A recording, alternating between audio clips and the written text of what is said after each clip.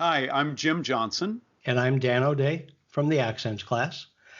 Jim, something I've noticed over a period of time is that some performers will find themselves being confused between what starts out as, let's say, a Northern Irish accent, but then suddenly they're doing a Scottish accent. And it's almost like a ping pong match back and forth between the two accents.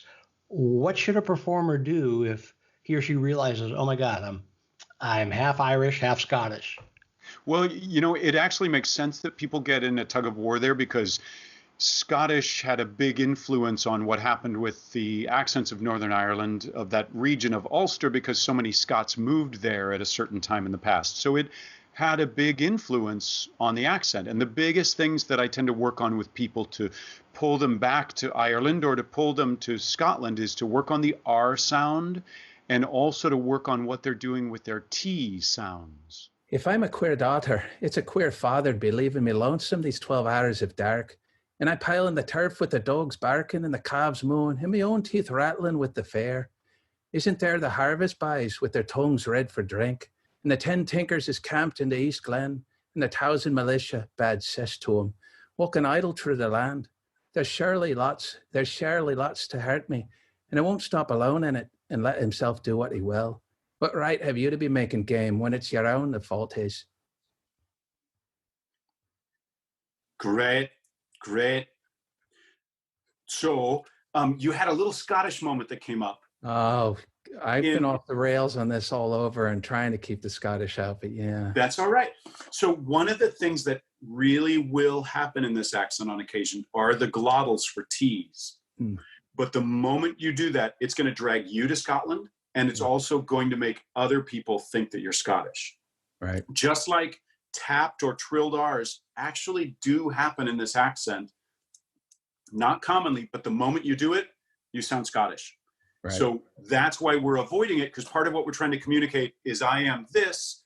Right. Wait a minute. No, maybe he's Scottish. So we want to avoid those indicators of Scottish, which is why I try to stay away from those. Yeah. So where it wanted to go there was let himself do what he will.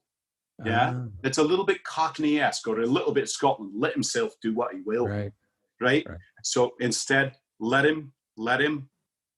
Because you might in your own speech drop the H on him. Right.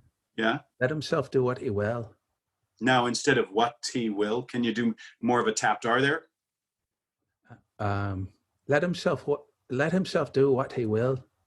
And right now, those are both T's, Oh, which could be acceptable, but start to Yeah. communicate more to the south. So can you say, let him?